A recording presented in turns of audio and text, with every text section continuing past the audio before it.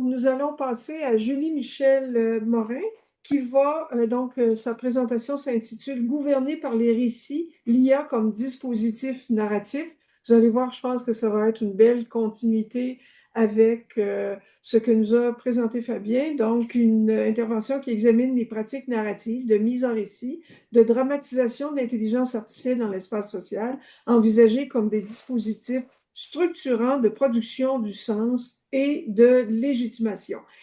J'aimerais souligner, donc, Julie Michel Morin est chercheure postdoctorale sous ma direction actuellement.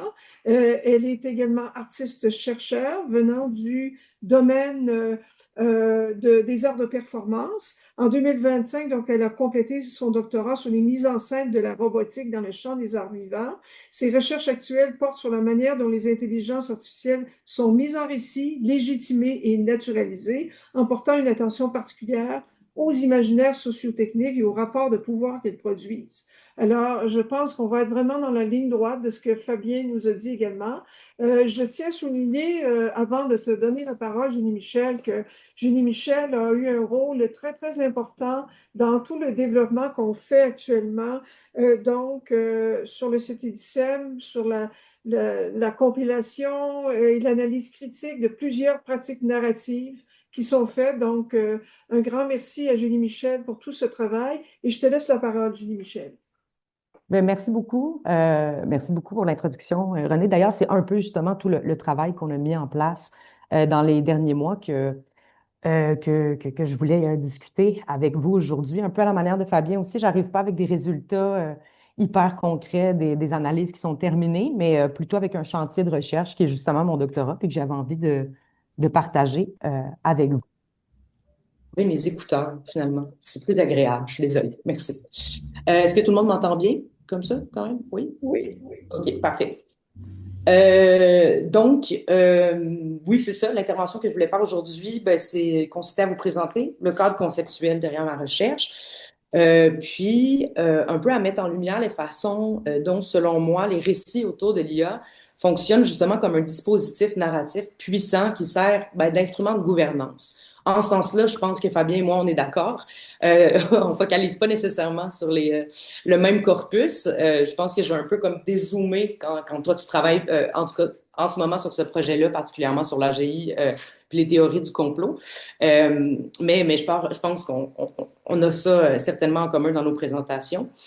Donc, je pense que c'est ça vraiment du constat que l'intelligence artificielle, telle qu'elle est racontée par les acteurs du milieu techno-industriel, mais pas que, mais particulièrement par le milieu techno-industriel, il a tendance justement à spectaculariser la technologie, puis à des fins assez précises.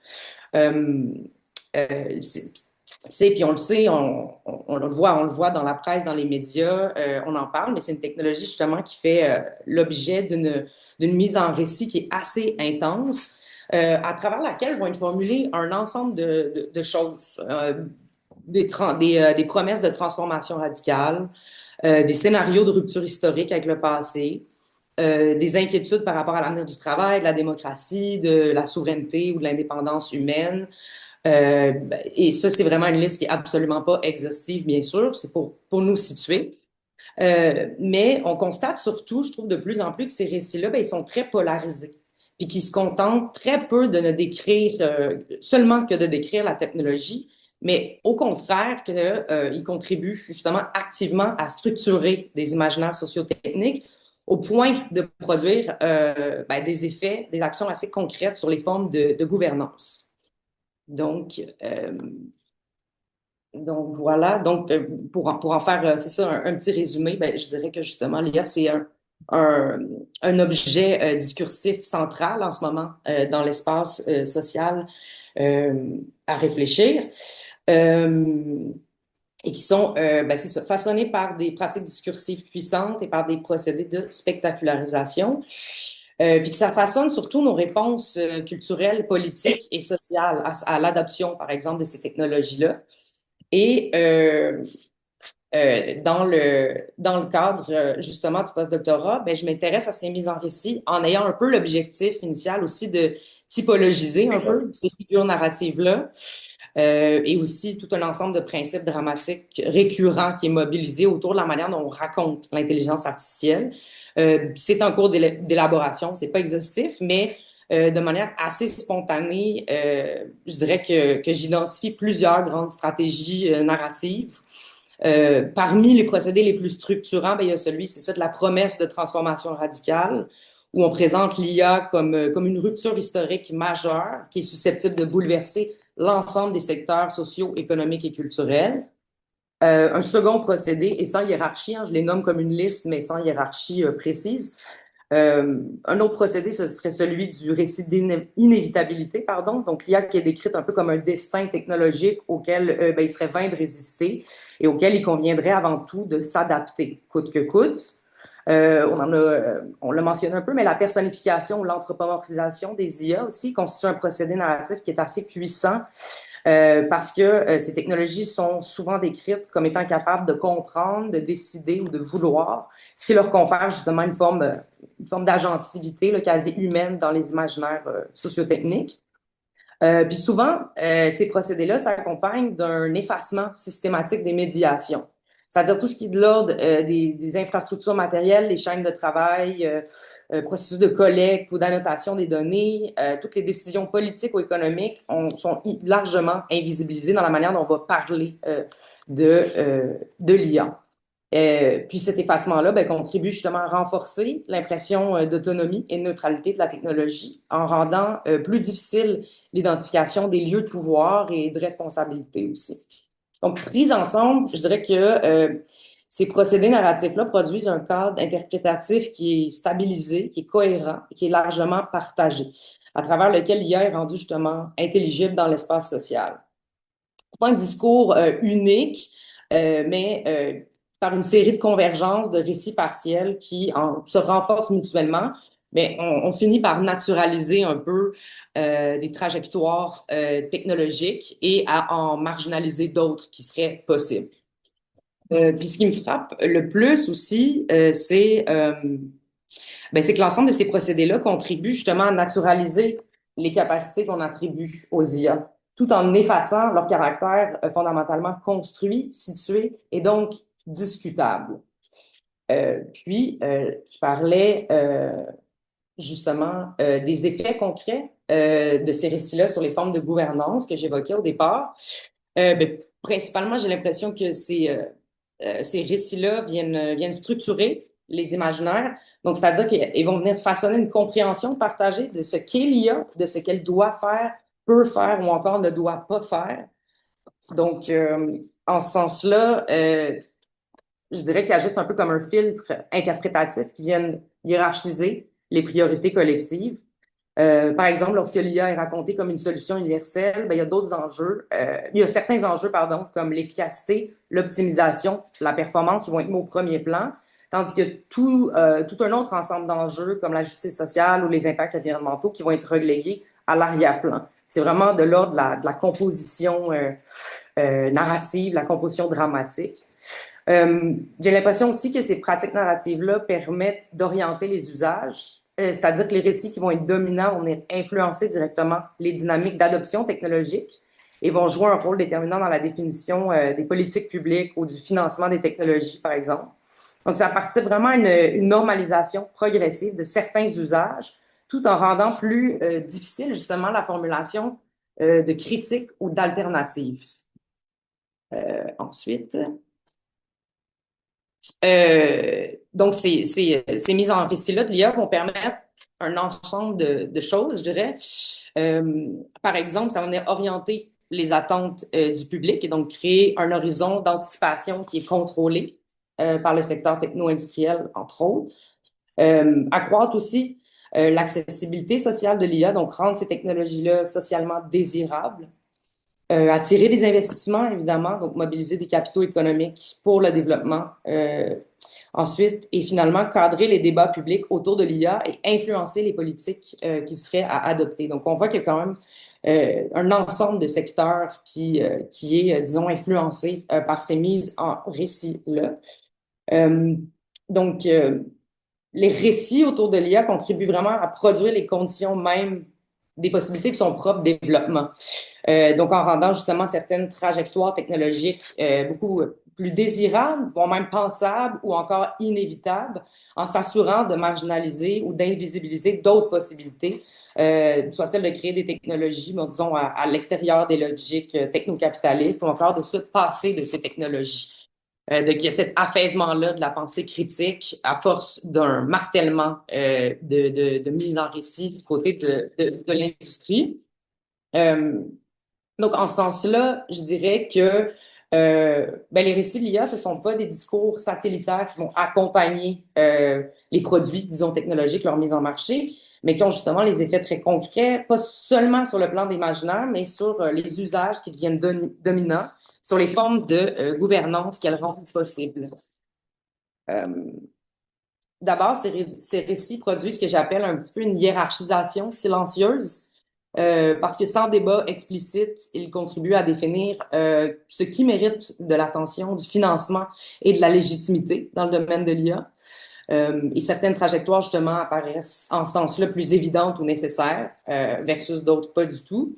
J'ai l'impression, justement, qu'à travers ça, on observe un déplacement du débat public. Donc, la question collective qu'on se pose porte plus tant sur faut-il développer ces technologies, mais plutôt sur comment s'adapter à leur présence supposée inévitable.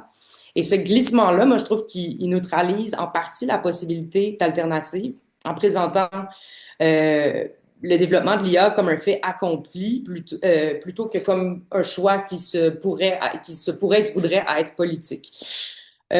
Donc, ces mises en récit là, de l'IA participent à une normalisation progressive de certains usages, tout en rendant toujours de moins en moins possible la formulation de critiques ou d'alternatives qui sortiraient des cadres narratifs dominants.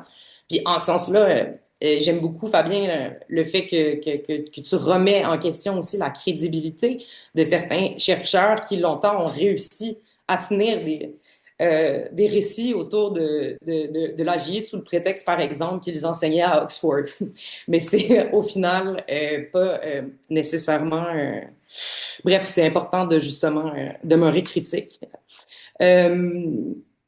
Donc, moi, c'est dans ce contexte-là, disons que je conceptualise les mises en récit de l'IA comme une forme de gouvernance narrative. Et cette gouvernance-là, pour moi, s'exerce pas principalement par la contrainte ou la réglementation directe, mais par des mécanismes qui sont plus diffus, d'anticipation, d'adhésion et de naturalisation. Et les récits agissent en amont, justement, des décisions formelles, en orientant les perceptions du public, les désirs et les comportements, et en produisant un climat dans lequel certaines options apparaissent souhaitables et d'autres non. Et moi, j'ai l'impression que comprendre ces mécanismes-là narratifs, ça constitue un enjeu démocratique majeur parce qu'il ne s'agit pas seulement d'analyser du discours, mais de vraiment réouvrir l'espace du débat sur les trajectoires technologiques qu'on juge souhaitables et pas uniquement sur celles qui nous sont présentées comme étant probables ou inévitables. Donc, si je donne un exemple très, très rapide, là, mais très concret, le produit Copilot développé par Microsoft. Donc, sur le plan technique, c'est une IA, c'est un modèle statistique intégré dans des logiciels de bureautique. Mais sur le plan narratif, Microsoft vend pas nécessairement un logiciel. Ils génèrent des récits globaux autour de leurs produits. Premièrement, dans le titre, dans le nom du produit. Donc, en appelant ces systèmes Copilot, l'entreprise, justement, met en scène déjà l'IA comme partenaire de travail, comme compagnon cognitif, comme assistant bienveillant qui augmenterait les capacités humaines plutôt que de le remplacer. Et ça, cette stratégie narrative-là qu'on perçoit, c'est ça, autant dans le nom du produit que dans les mises en scène que fait la compagnie de ce produit dans ses campagnes marketing, mais c'est pas anodin parce qu'il fabrique un imaginaire très précis. Donc, il y a comme une évidence organisationnelle du futur du travail. Puis cet imaginaire-là produit justement du pouvoir qui est très réel et qui est très concret. Il vient orienter des milliards de dollars d'investissement, vient structurer les politiques d'adoption dans les entreprises et les administrations, influence les cadres de régulation qui se focalisent sur la collaboration entre l'IA et la force de travail plutôt que justement contester son usage normatif et inconditionnel, ou du moins remet en question là, cet usage-là à une échelle massive de ces produits. Puis ça rend surtout beaucoup plus difficile politiquement l'idée même de refuser ces technologies-là dans l'espace, par exemple, du travail. C'est un tout petit exemple, pas très exhaustif, autour d'un seul produit, mais quand même pour simplement vous donner une idée de la saveur, disons. Puis pour mieux justement lire un peu ces procédés-là, moi, en tout cas pour le moment dans ma réflexion, je m'appuyais au départ sur la notion de réalisme algorithmique, le terme qui avait été proposé par Antoinette Rouvroy, mais qui s'inscrit directement dans une filiation théorique avec le réalisme capitaliste formulé par Mark Fisher. Et ce rapprochement-là, c'est Rouvroy qui le fait déjà, c'est pas moi. Moi, je rebondis sur ce lien-là. Mais ce que Rouvroy explique, c'est que chez Fisher, le réalisme capitaliste, ça désigne pas nécessairement le capitalisme comme système uniquement économique au sens strict, mais ça désigne un climat idéologique. C'est un régime de pensée dans lequel le capitalisme apparaît comme horizon indépassable, pardon, du pensable, au point qu'il devient, et là c'est une citation qui est très connue, mais qu'il devient plus facile d'imaginer la fin du monde que la fin du capitalisme. Puis ce qui est essentiel dans cette proposition-là, c'est que le réalisme évoqué par Fisher repose aussi partiellement sur un cadre narratif parce qu'il fonctionne justement en naturalisant un ordre historique situé et en neutralisant les alternatives avant même qu'elles puissent être formulées. Le capitalisme, pas la pensée de Fisher en tant que telle. Puis Rouvois, justement, prolonge un peu ce diagnostic-là en l'appliquant aux technologies contemporaines, aux algorithmes. Et puis elle parle de réalisme algorithmique pour désigner justement un cadre idéologique dans lequel les systèmes numériques sont présentés justement comme nécessaires, rationnels et inévitables. Autrement dit, ben, il ne s'agit pas de décrire ce que font réellement les algorithmes, mais de comprendre les régimes de discours dans lesquels ils sont inscrits. Hey, pardon, je suis désolée. Je vais juste regarder le temps qui me reste pour pas trop... OK. Donc, c'est un régime dans lequel la technologie apparaît comme la réponse la plus évidente aux problèmes socio-économiques et politiques, plutôt que comme des choix discutables. Donc, un horizon justement indépassable. Ça devient justement le vecteur narratif privilégié par lequel le technocapitalisme se rend naturel, rationnel, désirable et surtout presque impossible à contester. Et là où le réalisme capitaliste justement rendait plus facile d'imaginer la fin du monde que celle du capitalisme, ben, le réalisme algorithmique qui rend aujourd'hui plus facile d'imaginer un futur saturé par les IA qu'un futur où les sociétés choisissent de limiter, de refuser ou de transformer radicalement leur usage de ces technologies-là. Donc, ce déplacement-là narratif, il est fondamental parce qu'il affecte directement notre capacité collective à débattre justement des trajectoires technologiques à emprunter. Puis dans cette perspective-là, ben, le réalisme algorithmique est pas seulement un régime narratif à critiquer, mais ça devient un cadre idéologique à désarticuler narrativement. Moi, c'est le pari que je fais pour rouvrir l'espace du débat, pour rendre visibles les choix qui sont faits et de nous redonner un peu une prise sur les alternatives possibles. Donc, face justement à ce constat-là, face au réalisme algorithmique et à la puissance un peu de ces mises en récit de l'IA par le secteur techno-industriel, ben, avec mon projet postdoctoral, ce que j'ai souhaité faire aux côtés justement de toute l'équipe, avec René, toute l'équipe qui travaille sur la plateforme Edicem, ben, on a souhaité proposer un espace de recherche pour répertorier un peu, organiser et mettre en relation les différentes mises en récit de l'IA selon différents secteurs d'énonciation. Donc, c'est un espace qui prend la forme pour le moment d'un dossier en ligne sur Edicem, dans lequel on tente justement d'analyser les pratiques narratives qui sont mobilisées par différents acteurs dans une multiplicité de secteurs d'énonciation. Fait que l'objectif avec le dossier, c'est principalement de voir comment est-ce qu'on peut examiner un peu l'écologie des récits sur l'IA, mais surtout de remettre à l'avant-plan qu'ils sont pluriels et qu'ils peuvent demeurer pluriels. Donc, si le réalisme algorithmique fonctionne par réduction, c'est-à-dire qu'il va transformer une pluralité de récits situés en un récit dominant qui apparaît comme évident, ben moi, je crois que pluraliser les récits, justement, ben, ça permet de résister un peu à cette homogénéisation et de rouvrir l'espace du débat. Donc, l'hypothèse qui est faite ici, c'est que l'IA n'existe jamais comme un objet narratif unique ou stabilisé, mais toujours comme une constellation de récits qui sont situés puis portés par des acteurs, des intérêts puis des imaginaires qui sont hétérogènes.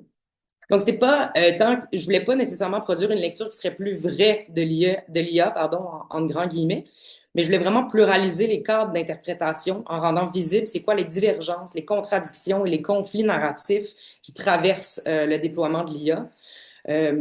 Et donc, un dispositif qui sert à rassembler des récits de différentes natures, donc techno-industriels, médiatiques, scientifiques, citoyens et artistiques, pour rendre visible leur coexistence. Puis le but, ce serait de rendre justement ces mises en récit-là comparables et discutables. Je les ai nommés rapidement. Je sais pas si j'ai le temps encore, peut-être rapidement, mais l'idée, c'était de présenter, c'est ça, 4 secteurs d'énonciation pour étudier un peu justement les discours qui sont produits par les entreprises technologiques qui mobilisent des figures, par exemple, de performance, d'optimisation, d'augmentation.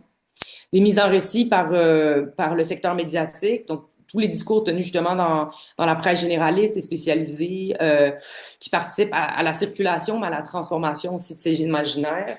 Du côté aussi des récits scientifiques et experts, donc les discours issus de la recherche, expertise technique qui mobilisent souvent des registres de preuves ou de modélisation.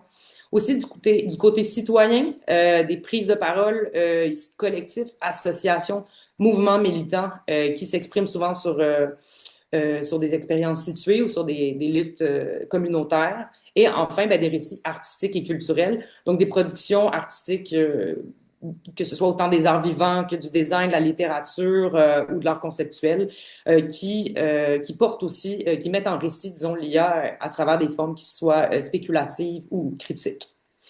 Rapidement, pour les prochaines slides, je voulais juste vous montrer un peu l'espace tel qu'il est conçu en ce moment. Donc, si vous allez sur Edicem, ce qu'on peut voir en ce moment, c'est justement des vignettes à l'intérieur desquelles vont être documentées. Ici, on est dans la section récits techno-industriels. Donc, tout un ensemble de produits. Si on clique sur un des produits, dans le cas ici, c'est Alpha Earth Foundation. Si vous regardez sur votre droite, c'est toute une série d'analyses critiques qu'on mène au sein du groupe de recherche pour analyser justement c'est quoi les discours, c'est quoi les pratiques narratives, les stratégies dramatiques qui sont mobilisées par la compagnie autour de ce produit-là pour mettre en scène un peu, dans ce cas-ci, c'est les questions environnementales dans le secteur de l'IA, mais on touche aussi à d'autres axes thématiques. Puis enfin, quand on va un petit peu plus loin, on peut consulter les analyses critiques. Donc, dans le moment, ça fonctionne un peu comme un carnet de recherche pour documenter justement les pratiques narratives dans l'ensemble des secteurs d'énonciation que je vous ai nommés.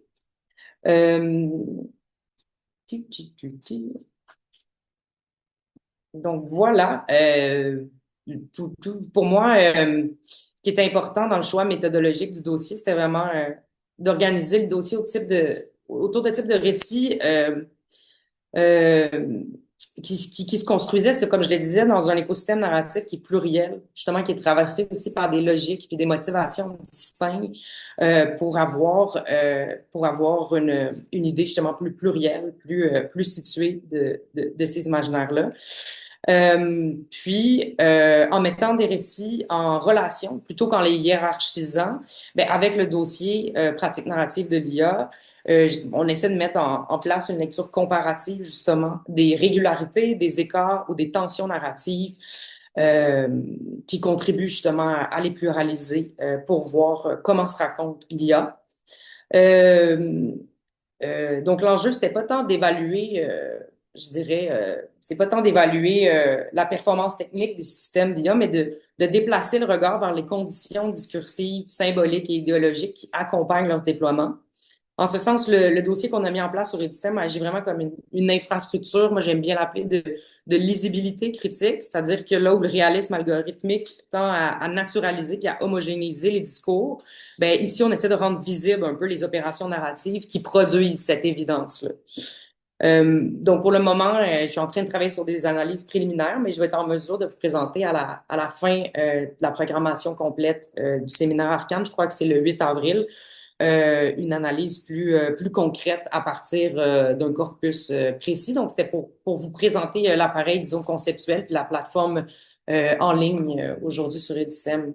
Donc, je vous remercie de votre écoute. Merci de votre patience.